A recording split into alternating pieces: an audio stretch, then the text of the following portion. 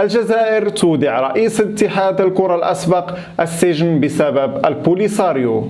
الركراكي يبدأ جولته الأوروبية وموهبتان جديدتان على أعتاب أسود الأطلس. ليفربول يشعل الصراع مع توتنهام، وأرسنال على إبراهيم دياز، وإصابة مفاجئة لعبد الصمد الزلزولي. وهذا هو موعد افتتاح مركب محمد الخامس بالدار البيضاء. قبل ما نبداو في التفاصيل عندي طلب واحد لكم، انكم تشتركوا في القناه وتخليوا لنا تعليق وتخليوا لنا شي اعجاب باش تدعموا القناه.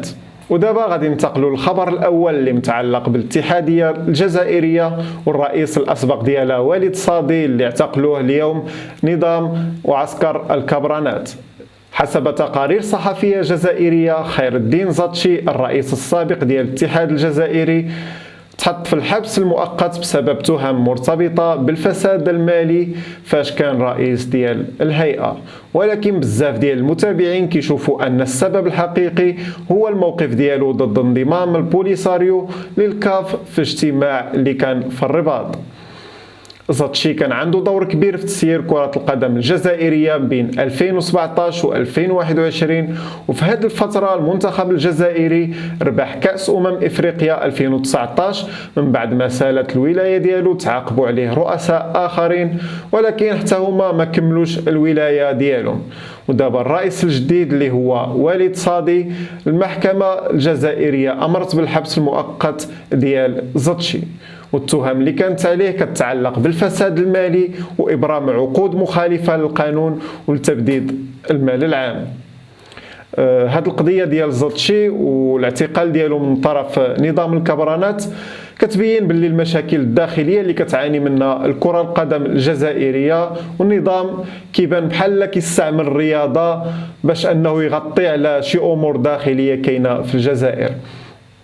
وهذا الشيء طبعا كيضرب صورة كرة القدم الجزائرية، وكيبان أنه المنتخب ديال الجزائر قوي في الميدان، ولكن في التسيير والإدارة ديالو كيعيش واحد التخبطات واحد الأزمات، وهذا الشيء اللي كيخلي ما يكونش واحد استقرار في المنتخب. والعديد اللاعبين كيرفضوا أنهم يلتحقوا بالمنتخب الجزائري، العكس اللي كنشوفوا في المنتخب المغربي. الحمد لله جميع اللاعبين مزدوجي الجنسية كيبغيو يجيو، حتى في الفئات السنية كاين حتى لاعبين أقل من 15 سنة كيبغيو أنهم يلتحقوا بالمنتخب المغربي. وهذا الشيء كيعكس التسيير المحكم والمعقلان ديال الجامعة المغربية وديال الرئيس فوزي القجع. كيقول الخبر أن المشاكل الإدارية والسياسية كتخلق توتر ماشي ضروري في المنتخب الجزائري، وهذا الشيء يقدر يأثر طبعا على تطور كرة القدم في البلاد. زيد على هذا الشيء الاعتقال مرتبط ماشي بتبديد المال العام، ولكن مرتبط بالموقف ديالو بأنه ما دعمش نظام المرتزقة، نظام العجاج والمخيمات، نظام البوليساريو في اجتماع اللي ديال الكاف اللي كان في الرباط. الاتحادية الجزائرية غادي نمروا لخبر آخر واللي متعلق بالمنتخب الوطني. وليد الركراكي مدرب المنتخب الوطني والمساعد ديالو بن محمود كيبداو الجولة ديالهم الأوروبية من فرنسا باش يشوفوا لاعبين جداد، باش يقنعوا لاعبين أنهم يلتحقوا بالمنتخب الوطني في المعسكر القادم في شهر مارس، وطبعا باش يعزوا تركيبة المنتخب للاستحقاقات القادمة كأس إفريقيا وكأس العالم إن شاء الله. والبداية الخبر كيقول وليد الركراكي الناخب الوطني بدا الجولة ديالو في فرنسا رفقة المساعد ديالو رشيد بن محمود باش يلقاو لاعبين كيستاهلوا يمثلوا المنتخب الوطني. وهذه الجولة كتهدف لاستقطاب لاعبين جدد لأول مرة وتحضيرهم للاستحقاقات المقبلة. ومن بين الأسماء اللي داروا ضجة كبيرة مؤخرا هو اللاعب أيوب بوعدي لاعب ليل الفرنسي، واللي خطف الأضواء في مقابلة ريال مدريد الأخيرة في الشامبيونز ليغ. وايضا كاين لاعب اخر كينشط في نادي اولمبيك مارسيليا اللي هو اوغو ماتياس القدميري مهاجم اولمبيك مارسيليا. وهاد جوج المواهب كيتعتبروا من ابرز المواهب الصاعده في اوروبا وفي العالم، وليد الركراكي انتقل بانه باش يقنعهم يلعبون المنتخب الوطني المغربي. وكما كنعرفوا فاللاعب ايوب بوعدي في هذا الاسبوع تحصل على البطاقه الوطنيه ديالو، وفي الطريق انه ان شاء الله يغير الجنسيه الرياضيه ديالو ويصبح واحد من لاعبي المنتخب الوطني المغربي. الصراحه لاعب واعر، لاعب ممتاز، لاعب رائع. نقدروا نقولوا انه بديل ام رابط في خط وسط الميدان. واضافه الى ذلك السن ديالو الصغير اللي باقي الله عمل 17 سنه، غادي يكون طبعا اضافه كبيره بزاف المنتخب الوطني المغربي. والاستراتيجيه ديال وليد الركراكي والمنتخب المغربي والجامعه كتوضح التركيز على استقطاب المواهب المغربيه الصاعده اللي كتبدع في الدوريات الاوروبيه. وهذا الشيء طبعا غادي يعزز الصفوف في المنتخب المغربي، مواهب جديدة وقادرة أنها تضيف قيمة كبيرة في المنافسات الدولية. والخطوة كتأكد أن الجامعة الملكية كتستمر في النهج ديالها الناجح باستقطاب لاعبين من ذوي الجنسية المزدوجة. فمرحبا بأي لاعب اختار أنه يمثل المنتخب المغربي، مرحبا بأيوب بوعدي وأي لاعب. من الجولة الأوروبية ديال وليد الركراكي غادي ننتقلوا لخبر آخر كيتعلق باللاعب عبد الصمد الزلزولي اللي مع الاسف جاته اصابه، ولكن ماشي اصابه عضليه الحمد لله، فهو تصاب بزكام وحمى اللي غادي تبعدوا على المباراه القادمه ديالو في الدوري الاوروبي. والخبر كيقول باللي عبد الصمد الزلزولي غادي يغيب على ماتش فريق ديالو ريال بيتيس ضد بورسلاف في الجوله الخامسه من مسابقه اوروبا ليغ في تشيكو سلوفاكيا. المدرب مانويل بيليغريني صرح في الندوة الصحفية أن الزلزولي ما حضرش الحصة التدريبية بسبب الحمى والزكام وألم في الحنجرة، وهذا الشيء غادي يخليه أنه يغيب على المباراة. الفريق الإسباني ريال بيتيس كيتواجد في المركز 18 ب4 النقاط، بينما الفريق التشيكي بورسلاف باقي في المركز الأخير ب0 نقطة. كانت هذه فرصة أن عبد الصمد الزلزولي يتألق، خصوصا أن هذا الفريق كيبان أنه ضعيف بعدد النقاط اللي عنده، ترتيب المراكز اللي عنده، ولكن قدر الله ما شاء فعل. كنتمنوا إن شاء الله عبد الصمد الزلزولي أنه يرجع في أقرب الآجال، ونتمنى نشوفوه في المقابله المقبله في الدوري الاسباني ويساند الفريق ديالو ويتالق ويمتعنا في الليغا الاسبانيه. ونبقاو في لاعبين المنتخب الوطني، وهذه المره مع النجم المتالق ابراهيم دياز لاعب ريال مدريد اللي عليه الطلب وعليه العيون كترصدو. هذه المره من الدوري الانجليزي ليفربول، ارسنال وتوتنهام كيتخاطفوا انهم يتعاقدوا مع نجم المنتخب الوطني ابراهيم دياز. المقال كيقول ليفربول دخل في المنافسه مع ارسنال وتوتنهام باش يوقع مع ابراهيم دياز في الميركاتو الشتوي اللي ماجي. حسب تقارير اعلاميه اسبانيه، المدرب ارن سلوت مهتم بزاف بدياز وكيعتبره هدف رئيسي في الخطط ديالو. اداره ليفربول مستعده انها تصرف 60.5 مليون يورو باش تجيب دياز، وكتحاول انها تستغل عدم المشاركه ديالو كاساسي مع ريال مدريد باش تسهل عليها هاد الصفقه. ارسنال وتوتنهام حتى هما كيراقبوا اللاعب وكيبغيو انهم يقطعوا الطريق على ليفربول.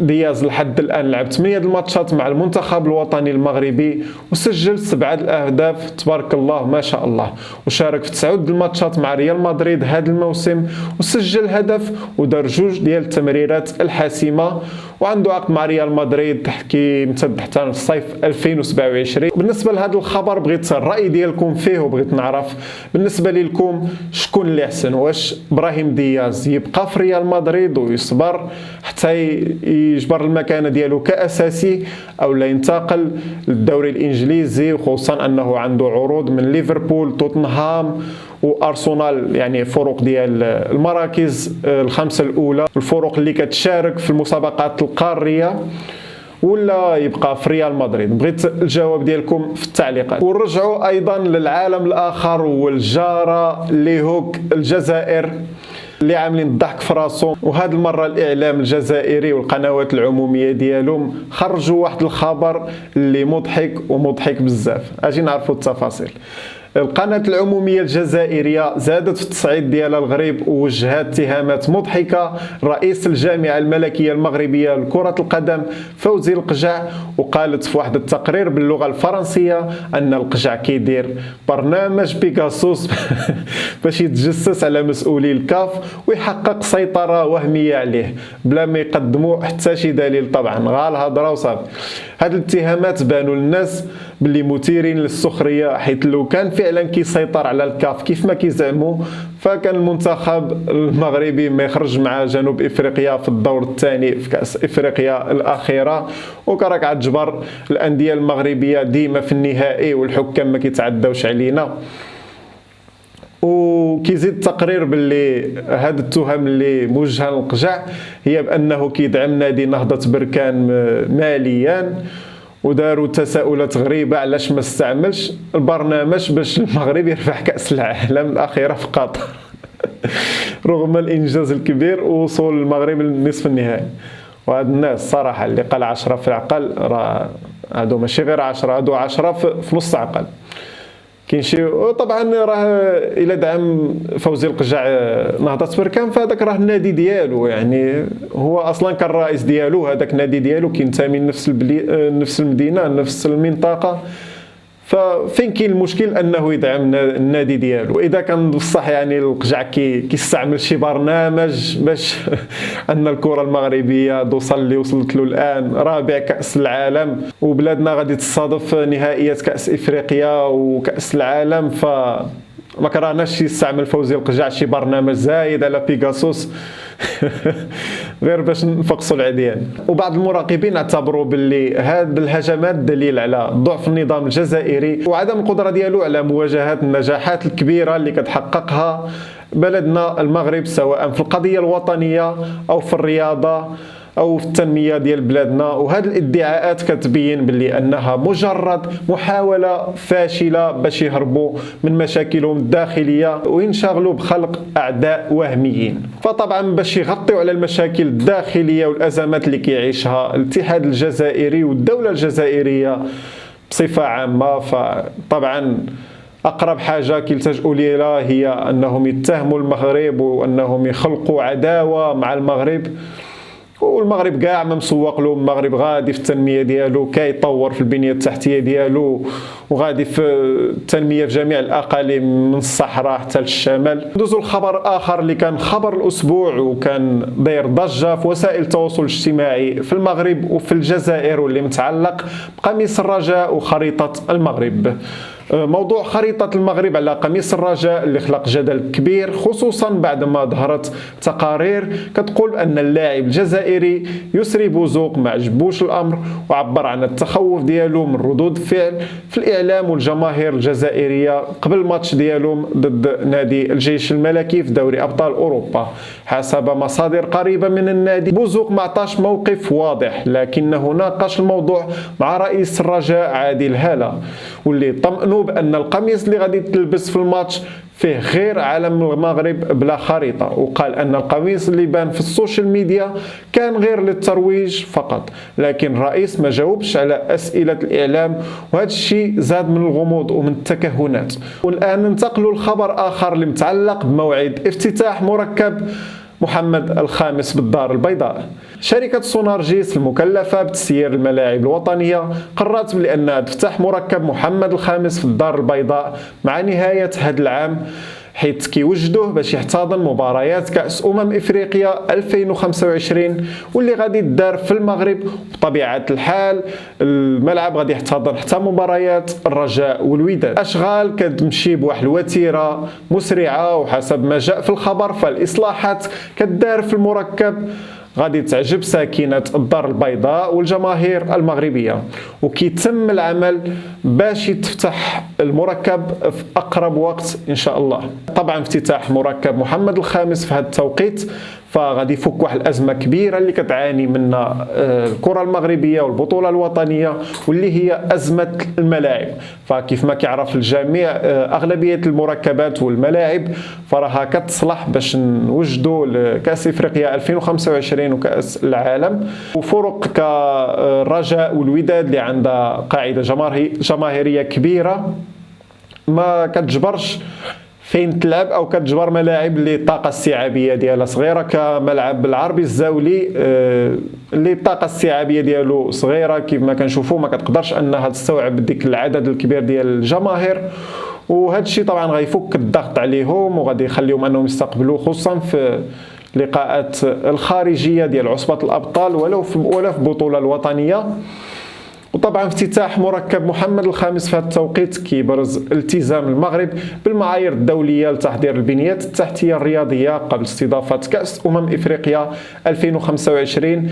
لكن تقليص السعه، وهذا هو المشكل، ان المركب ما غاديش يبقى بديك الطاقه الاستيعابيه ديالو كبيره، غادي ينقص العدد ديالو، وملي غادي ينقص العدد طبعا حتى الجماهير غادي ينقص، ولكن ماشي واحد العدد كبير. تقليص السعه اذا كان يقدر يكون نقطة نقاش بين المشجعين والمسؤولين، خصوصا أن جماهير ديال الرجاء والوداد معروفة بالحضور الكبير ديالها، وهذا الشيء اللي ذكرناه.